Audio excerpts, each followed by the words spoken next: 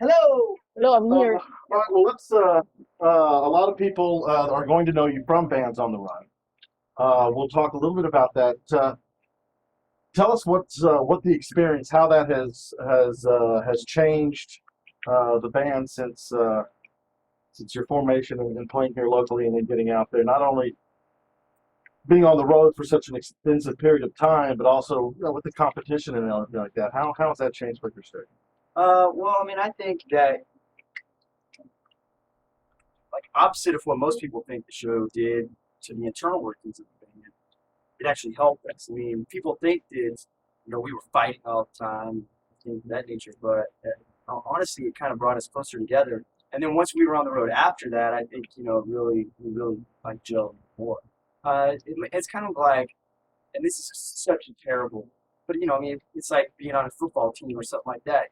Until you go through something really hard together, you don't really grow. Until you have to rely on that other guy, with you to make it through something, then you don't really ever get to grow as a group of people together. And obviously, drinking as much as we were drinking and stuff like that, you get tensions. But I think that the tensions that they showed on the show, I mean, 4 or 5 fights in 2 months is really not all that much. I mean, people will fight with their friends and coworkers more than that. People that aren't drinking all the time. So the alcohol mix it. Yeah, I mean, it helped in Dallas for the competition, sure. I mean, we were already doing very well. I think we were still one of the top drawing bands when we left to do the show. But coming back was just like people watched that show probably more in the Metroplex because we were from them. It made it more interesting. Like, I know those guys, or I saw those guys running around.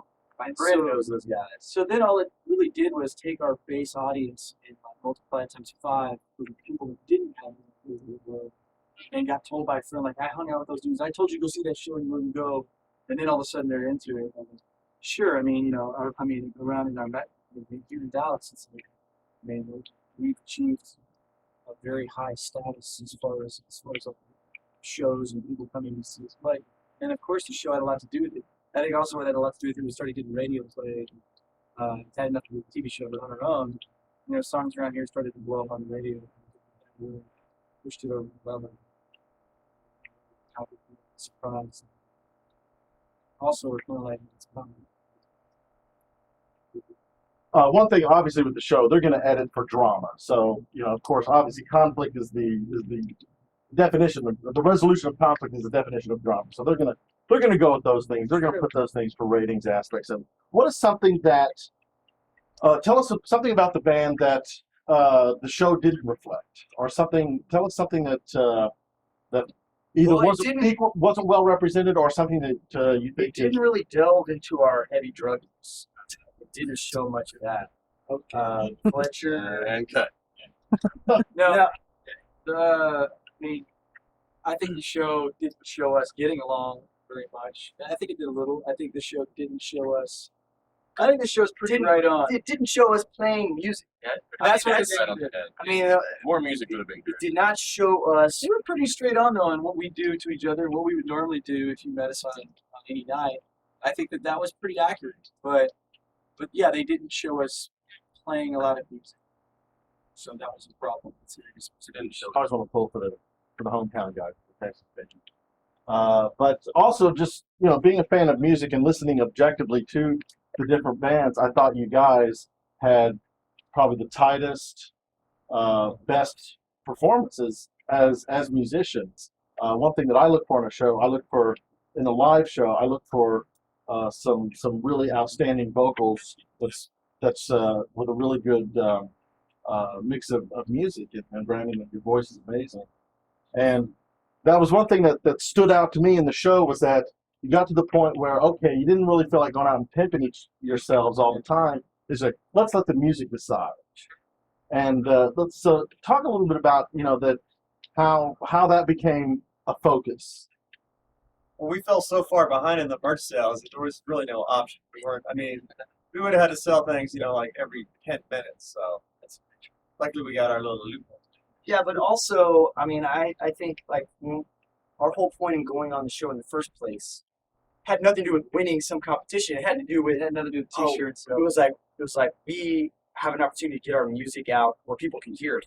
So for us, that's what it was the second we signed up. It had nothing to do with like what can we possibly win. For us, winning was someone watching and going, dude, I like that band. Where can I get their stuff? So we were always about the music. The only reason why we ever sold anything or did any of that was to stay on longer so that more people could get to hear our music. We I didn't mean, get cut first. we I never thought we would win. we never thought in a million years we were going to win. Our whole purpose was stay on as long as we can. And once we realized, like, once we had seen the other bands and played, we realized, like, we've got a good shot just doing it our way and not having to play by the stupid sell stuff rules. And fortunately for us, it turned out that it worked out in our benefit that, we quit caring about that kind of stuff, and just focused on being a band like music. Let's talk about the music scene today. What is good about today's rock scene? What is bad? What do you guys find that is I think- inspirational and what's putrid out? I think there's finally starting to be, over the last 2 years, radio and MTV and all that was so focused on extreme pop music and then like Crappy rock. cheesy rock music. And I think now we're starting to get an influx of bands that are kind of doing something different. Kind of, in a way, I was comparing, the rock scene recently to like hair bands. I mean, it's like cheesy guys in leather pants and tank tops and like, everyone seems like Eddie Vedder, right? And in '91, Nirvana comes along and just, blows all that away. And now you have bands like the Vines and Hives and the Strokes and all that does with lot of one the name bands. after it. Yeah, but they're I love the bands because they're doing really good stuff in music right now and bringing more into the forefront music that's based on a more or comes from a more pure level than it comes from like we're gonna need to go back get that vocal over again and like that whole like Pro Tools rock to like look dude just turn on a mic and I'll turn on my amp and let's record It rock seems that a lot of the craft of songwriting and writing good music has been put aside for tight choreography, costume changes, and producers in the studios, especially with the pop music scene. And that's always going to bleed over into every music because whatever's going to be making money, that's what people are going to be going after. Talk about where you come from when it comes to making music. I think that we just come from just the energy that the music has in itself. Like when you hear a certain chord progression and you hear a vocal line that you like, or you hear a guitar solo, I think it just kind of forms itself. There's no rhyme or reason to it, It's really. also, whatever makes the hairs on your arms stand up. Yeah, and you get we the play the goosebumps music and- that we like, Yeah. not that somebody. I don't we get think somebody else goosebumps after we play a song, and then there's never really a time that we'll sit down or come together and be like we need to write something like this we need to play. It's just kind of like I think that's the first rule of any songwriting. anytime we try to attempt something it's crap. it's crap every time. So It's it's always always the songs that something just like come out of nowhere. Yeah, and that you don't know why you're even playing it. Like we wrote a lot of things that way in the last album where it's just like something just kind of came up. We just bolded it instead of like going like, I think that we should try to write a upbeat rock song that's kind of like this band. You can never do that. That's always a big mistake because it doesn't sound like you. Then you don't like it, and the crowds are like, "What are you doing?" And it doesn't matter. Yeah, but also at the same time, you don't want to be like one of these bands that's out right now that they're just ripping themselves. sure. they're like hey remember that one song we wrote that everyone liked, let's write that again. You have to Never progress know. naturally, but you have to do it in your own taste and your own style. Rex, you're the oldest one in the band. You're Hey man, hey, secret download. you're the eldest of the tribe. I'll put it that way. Being in your 30s, like myself, tell me what you think you bring that having younger bandmates. Is there something that you feel that you have that just being older adds to the element of the group? No, I think I bring down the group if anything because it takes longer for me to recover from hangovers. So no, I mean the taste of the musical taste of this band is already pretty good. I mean, you don't have to go tell somebody to listen to the Beatles or the Stones. I mean, we're not stupid, so I don't really think just because I'm a few years older that changes anything that I Rex still has brought, I think it's been he a has heavy brought influence bands. He has brought bands that that we you know, might have we missed didn't really know about, and it's somehow, obviously and vice versa. not the obvious ones, not the obvious bands, Beatles and things like that, but a lot of other bands that we've never heard of, and he knows like every band and every member of every band that's ever played. So, the way I first met Rex was just sitting around talking about music every day, before he was ever in the band, and you listen to him talk, and when he gets on one of his rolls, like when you leave, you feel like you just got preached to. You're like, wow, and it makes you want to go buy old records and buy music that you didn't have Anger before. Russo. Yeah, he definitely. I think he's taught us a lot. Not because of his age, but because he's been playing music for a long time. In his teens and in other bands where we've only kind of been in this band seriously, and he's been in former bands. And I think that he had a little bit of experience that he might not realize kind of came out, but that I definitely saw with him, and it's definitely helped out a lot. As far as uh, the music industry, making a record, putting out a record, touring, how has your success, whether it be through VH1 or not, has that changed your approach to the industry, to your music making? What has made it more difficult and what has made things easier? What's easier now and what's more difficult now? Well, I think like as any and we are a young band in terms, even though in age we're not really, but like as far as like being a band, we're fairly young. Hadn't really, I mean, as far as like we had toured and been around Texas stuff like that, but we hadn't really tasted the industry. And I think over the last year and a half, we have learned so much that if we would have had any clue about prior to, we would have done so many things different just in the last year and a half that we look back on now. Oh, why we do that? Oh, why we do that? Why we let someone convince us to do this?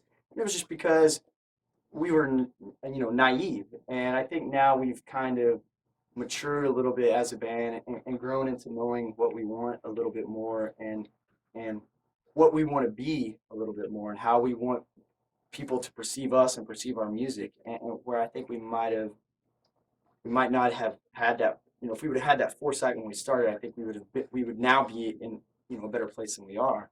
As far as I mean, and really, I think if you're a band, just judge yourself on your music and how you're perceived by other people. And if you just judge yourself on that and don't judge yourself on how many records did we sell last week and things like that, then you're gonna be happier. And I think we almost got sucked into caring too much about appeasing this whole thing over here that we were losing sight a little bit of like this is what we stand for and this is what we believe in. Where now we've kind of come back around to knowing again and being like, no, we've got to stand firm on this. We've got to be strong with this and this and make it about the music and about us and how we feel about our music and the perception of our band. Dude, his stomach is. It is good. So what is more difficult now? What is the success you've had? How has made anything more challenging? I think the only thing that's challenging as far as our success is the misconception of how we got there, which is so moronic, especially field journalists that like to write comparisons to like making the band. It's just ridiculous. They think that what they're doing is insulting the public, insulting us to the public by saying, Flickerstick, a made on TV band. Really, all they're doing is making themselves look ridiculous because anybody that paid half of attention to our show. Oh, Yeah, that's it. every audition We we did screwed for the everything show. up. We got drunk. But the problem was us trying so hard to not be on the show was why they loved us. Yeah.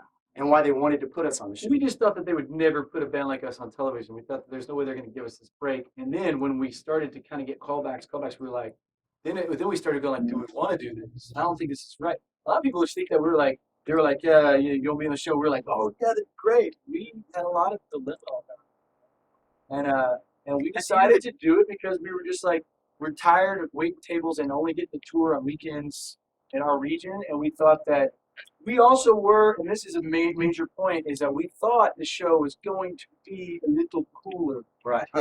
We thought it was Oh, gonna be. yeah. We thought it was gonna be better. We thought that Dude, it was bait and bands like switch. us. Completely. We didn't think the competition that was on the show. We had no idea. If we would have saw those bands, I don't think we would have gone on the show. And now we thought there was gonna be like 3 other versions of us or something interesting. Or You like know, more documentary style. So dance, you little monkey, dance. like Sell your Dance. CDs. Jump to the hoop. At the end of the day, we wanted to get our music out to people. That was it. It was and like a lot of the rest of it, we were flying blind by what were we getting ourselves into. We were just. I think that we thought it was going to be a little bit different than it was. And yes, it helped us. we thought there was going to be music on the show. Sure. Well, that's got to be a It lot. did help us a lot. It's got to be a lot of vindication for you guys as a band that, in the end, it was the music